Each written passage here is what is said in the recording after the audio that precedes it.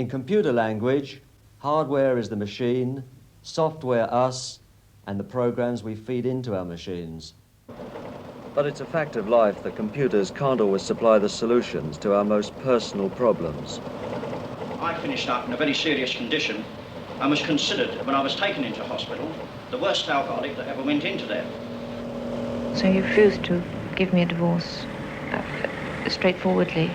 So I had to go against him, and one could only do it by pointing a finger, an accusing finger, and bringing out old sordid things, and the whole thing was awful. I usually leave the hotel about 2 o'clock in the afternoon, and when I do leave the hotel I go straight to a cartoon cinema in Piccadilly, and I sit in there because it's dark in there and there's no daylight.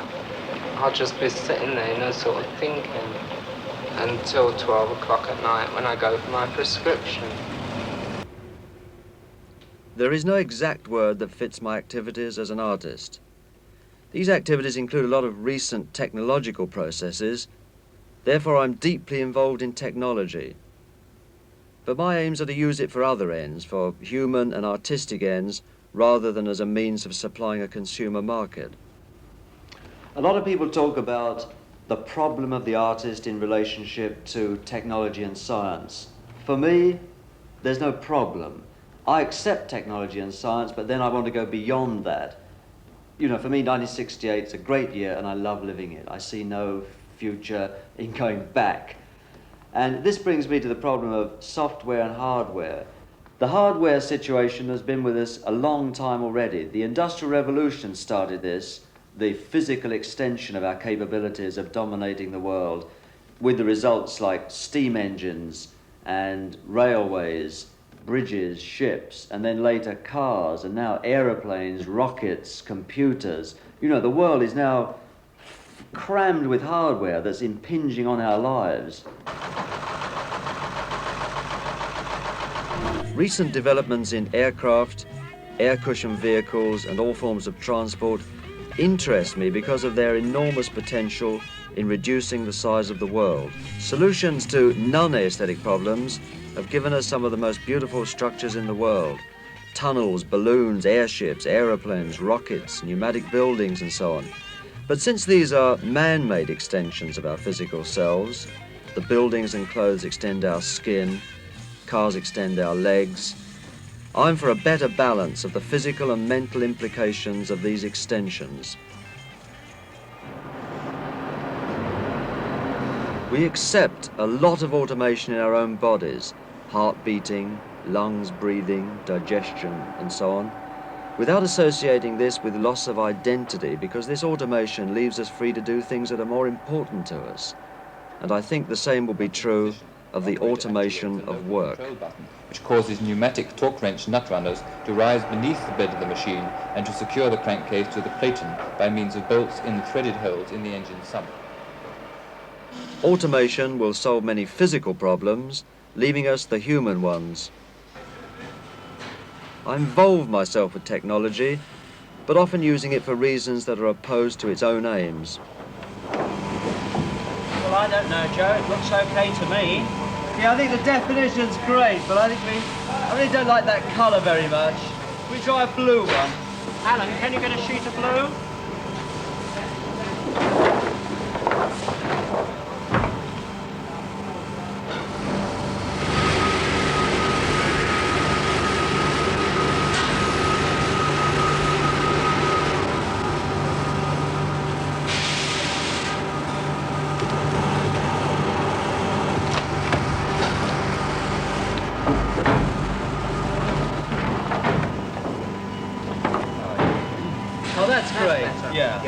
That's a great colour. So I think the thing is, if you run 1,000 blue and 1,000 of that red, and then I think we'll have all the rest can be vacuum metallized. Right, fair enough then, Joe. Oh, this was really quite a good print, I think, looking back on it. You know how you look at things months after and they mean something else.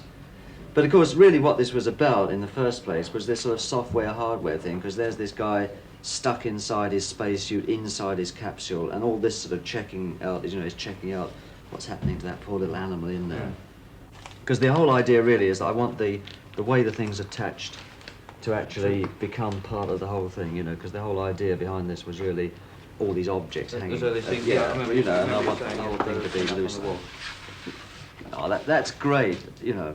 I mean, okay, so you spend a long time and that's beautiful and we've lost it, but, you know, that's, that's how things go. It shows through, it's yeah. reading through, which is Yeah. rather nice. Noses, eyes, ears. These are the instruments we use to relate to the everyday world. Our five senses need to be fed in all sorts of ways, and there is a vast amount of hardware available to us for this purpose. It is in the use we make of that hardware in everyday life that we come closest to it. You know, the total thing.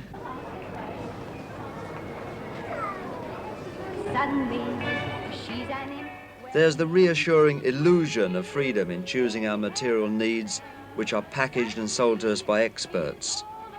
Experts in not only providing for our wants, but also in creating new ones as well.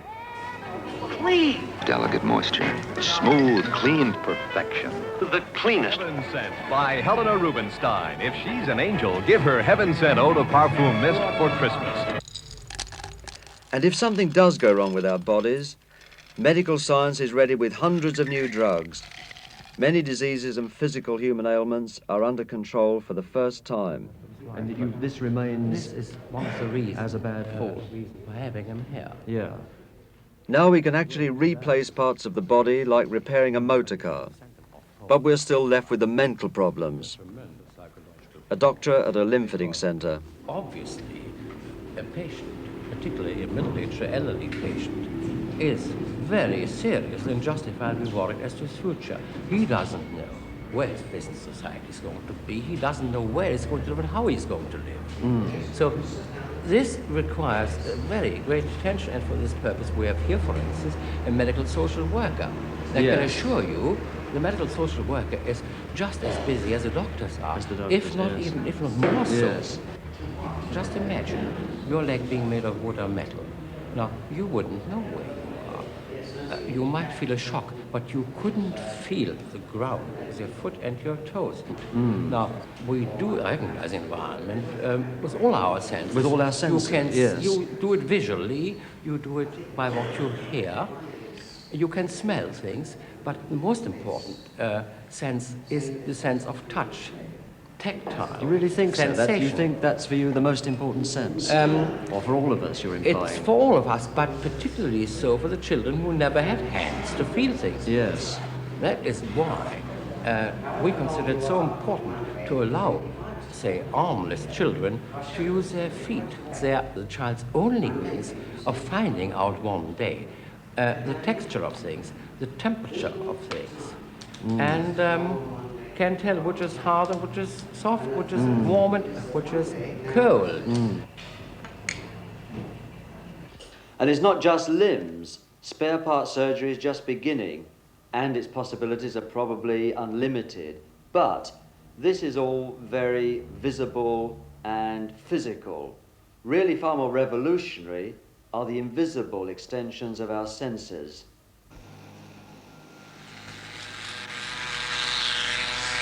Think of the amount of power that is available to us that we take for granted. We reach out a finger 100 times a day and use more horsepower than a small factory used 100 years ago.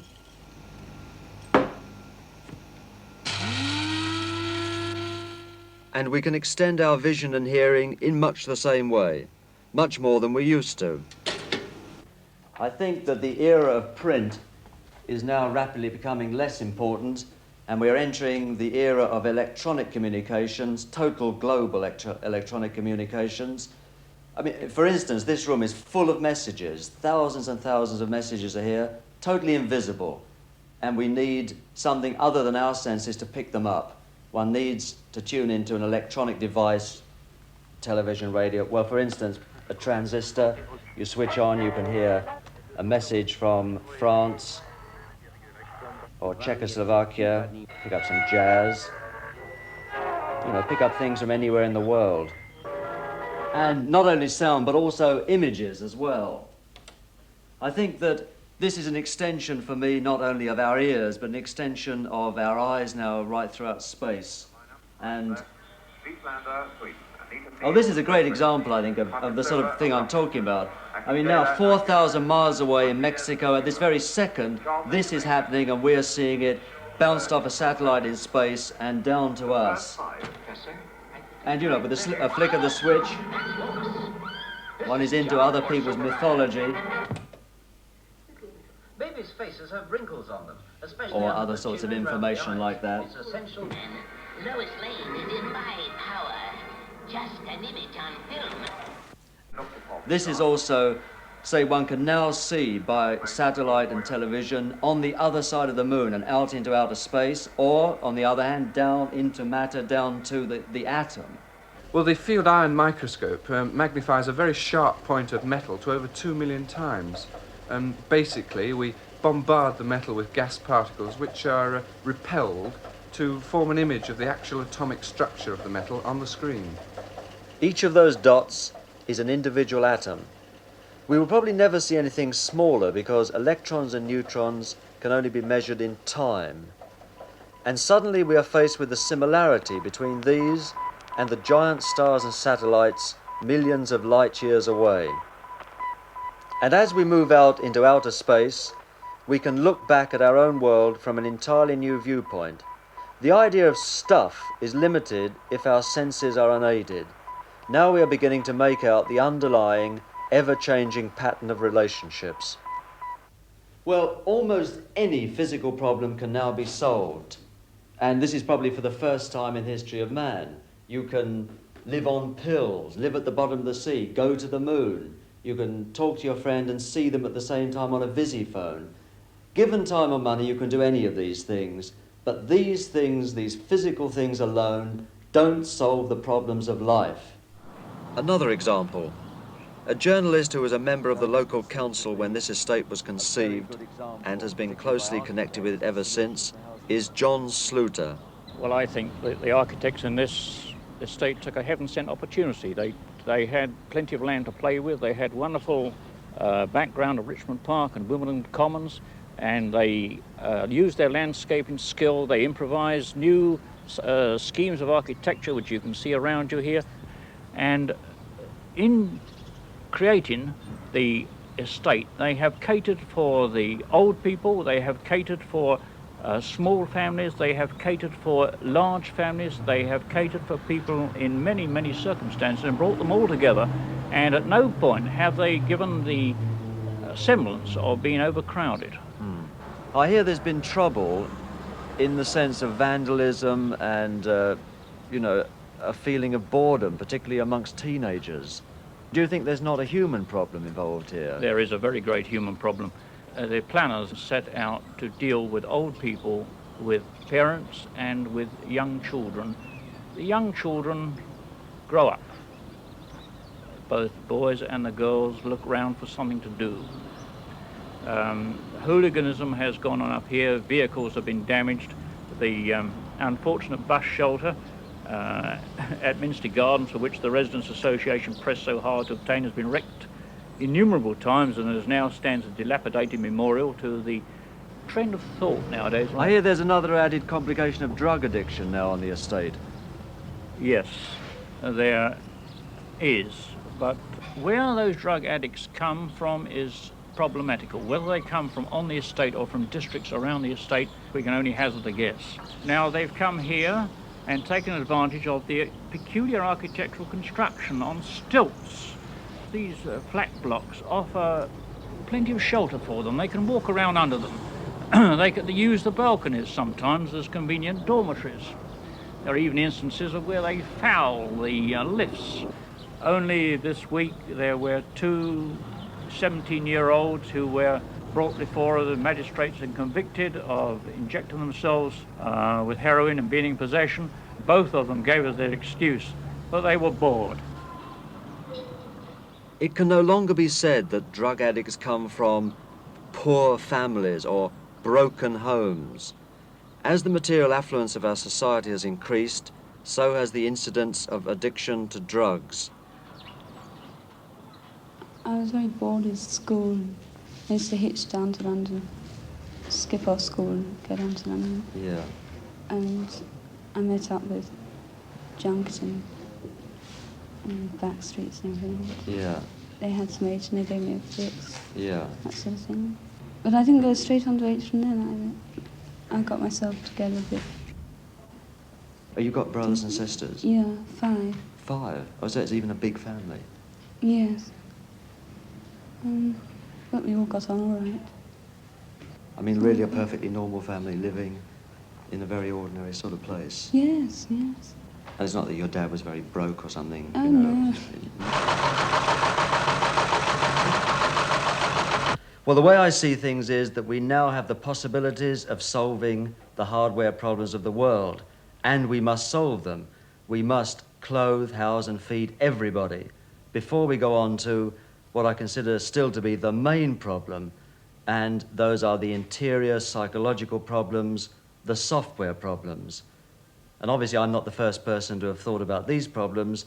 They've been considered for centuries by theologians, anthropologists, psychologists, sociologists, educationalists, etc.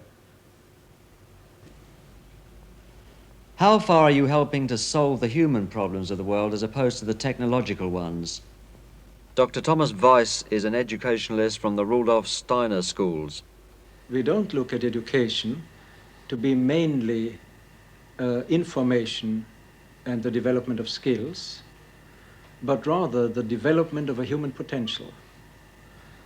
And that the child is not, as it were, less than a grown-up and has to be helped to become as much as adult people are, to know as much and to be able to do as much, but rather that the child comes from a different world or out of a different type of consciousness, which has its own qualities and is in some ways greater or even wiser than the ordinary adult consciousness, where there are resources of fantasy, of imagination, also possibly even of morality, that the child gradually has to lose in order to become adult. And that therefore it's not only a question how to impart knowledge and skills, but also how to preserve original qualities and possibilities in the course of education. Dr. Mervyn Stockwood, the Bishop of Southwark. Technology is concerned primarily with answering the question how, whereas theology with the question why. And most of us want to know why we're here, want to find some purpose in life, and religion, certainly Christianity, ought to help us to discover some purpose. Because it's only when we've got a sense of purpose, I think, that we get our priorities right and get the drive for doing something perhaps worthwhile. Professor Eysenck, psychologist. Well, let me give you 2 examples of the ways in which psychologists at the moment are trying to help and solve some of these human problems. The first example, is one in which we make an application to individual problems of emotions and behavior, which in some way or other require to be changed. The technique is known as behavior therapy, and it makes use of what we have learned in the laboratory about the learning and the acquisition and extinction of emotions, behaviors, and so on. We may, for instance, be confronted with people who suffer from very strong anxieties and fears relating to certain individual problems or individual objects. In that case, the task is one of extinguishing these emotions, which we usually do by coupling a teaching or training session in relaxation with the imagined or actual presence of these objects. And gradually, by a process of conditioning, we eliminate the anxiety and it's completely gone. Similarly, you can get rid of habits which otherwise are extremely difficult to get rid of, such as, for instance, heroin or alcohol addiction. You simply couple the particular habit, drinking or injecting the heroin in your veins, with something which is aversive, like an electric shock. And in that way, you can eliminate habits which previously have been very, very difficult indeed to do anything with. Well, these kinds of things we can do with individuals, but far greater problems arise in connection with groups of people. Take as an example the kind of thing which faces one constantly in dealing with the underdeveloped countries. You import food, you do other things for them, but when you get there, you find that they don't really want what you have to give because they have all sorts of mores and habits which go counter to it. And they simply waste or do not use what you have to give them. For instance, in South Africa, the natives are very grossly undernourished. There's an awful lot of fish available, yet they won't eat fish. In other words, there's a psychological problem. What can you do to make them eat fish? Their problem is not really a technical one, a technological one, it is a psychological one. One of the encouraging things, I think, about Christianity as you look back on its history is that in spite of some of the dreadful things that have been done in its name, thousands and thousands of people have been driven to do things for the benefit of mankind. I'm thinking in the world of education and of health, respect for women, social justice, even in our own days. In quite recent times in this country, some of the most worthwhile social legislation has been inspired by people with deep Christian convictions. I have a very funny idea that the type of crime that we get now, for example, the hijacking of cigarette lorries, is the result of the success of modern education, because we stress intelligence and we do not sufficiently realize that moral values don't flow from intelligence. And a being with superior powers of intelligence is therefore not necessarily moral. And because we stress the one-sided development of intelligence and fail to give support in the child development to moral value judgments, youngsters grow up, and particularly if they've succeeded well in school, when they leave school, say, well, I want to found a family, I'll have to make money, I'll have to find out how I can do that best and most effectively. And they find out if they buy a greengrocer's shop, they have to borrow so much money. The risk of bankruptcy will be perhaps 5 or 6%. The return will be so and so much. While they've read newspapers and they know that of the people who hijack cigarette lorries, only 12% are caught. The return is far greater, and it is not an uninteresting job.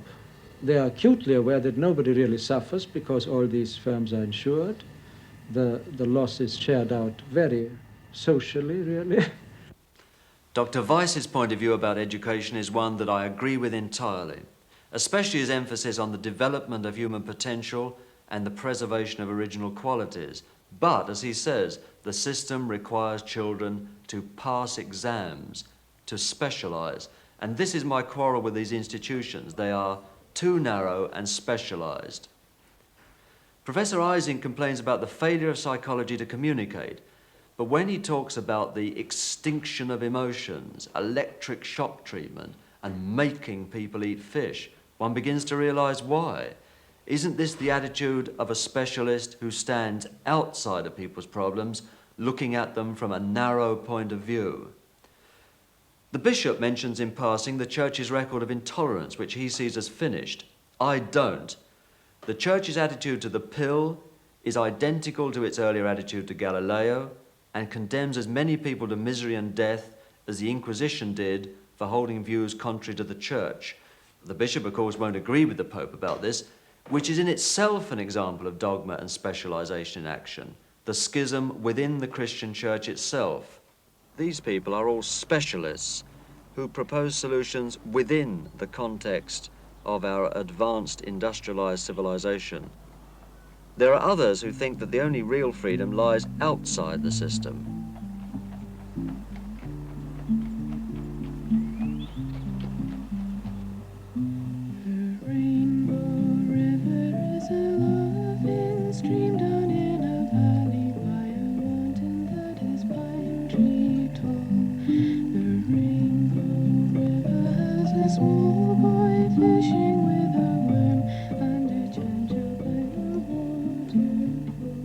Well, every time I got onto a motorbike, I had a policeman breathing down my neck. Every time I got into a car, the same kind of thing. With this, we have no tax, no insurance, no law.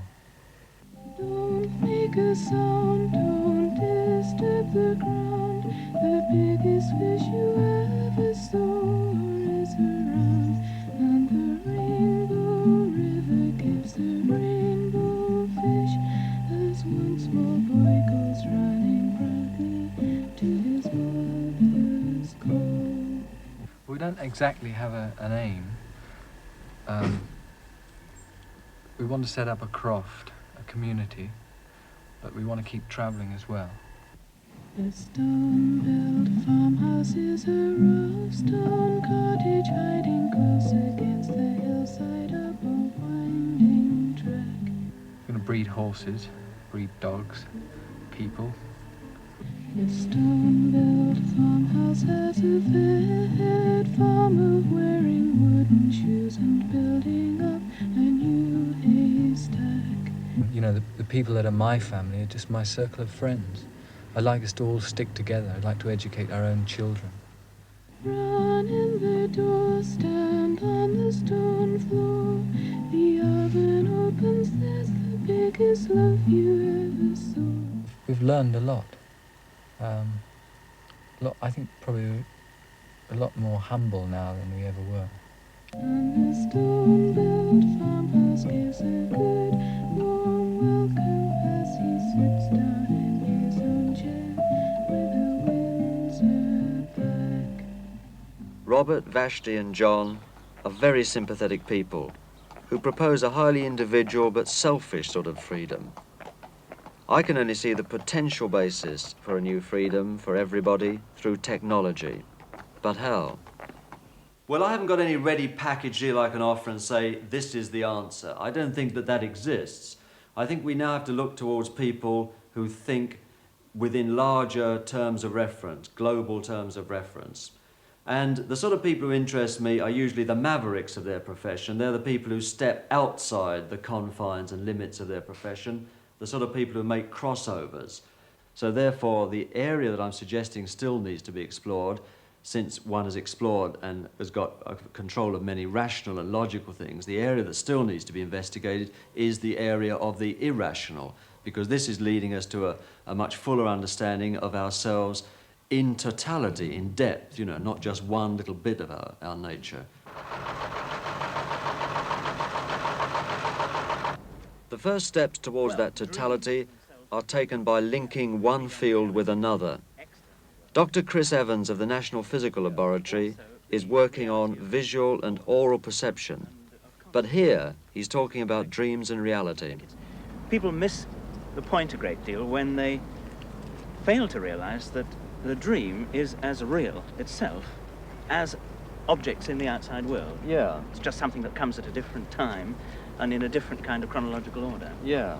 And by that, you don't mean real just physiologically, in the sense of the facts of the functioning of the dream as opposed to the facts of reality, but the sort of totality that one's life is not made up only of sort of the clothes you're wearing and the sort of hair you've got. And the bricks in the outside world. And the bricks in the outside world. Right. In fact, yes, that's perfectly true. And the difficulty is, of course, that one can't share this inner reality, the language of inner space, with other people. Well, you know, this is, for a start, what all of art is about, you know, this concern with the inner space and also with communication and realities like that.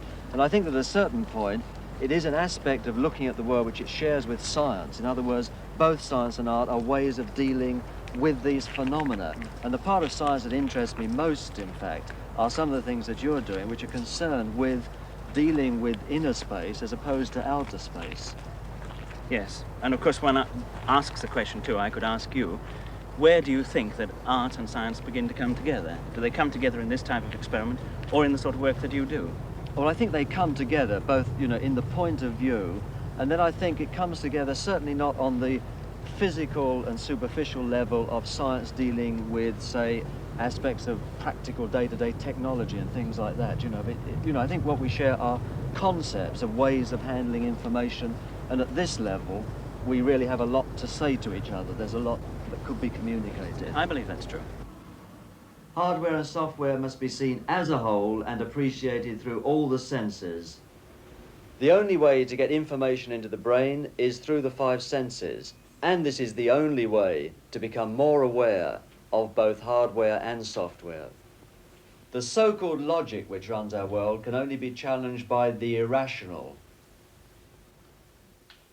This doesn't mean that I'm against logic and reason, but if we rely only on these, we are creating a monstrous imbalance, leading to repression, war, and all the inhuman acts such as Biafra, Vietnam, immigration laws, Czechoslovakia, which are the results of so-called logic and reason.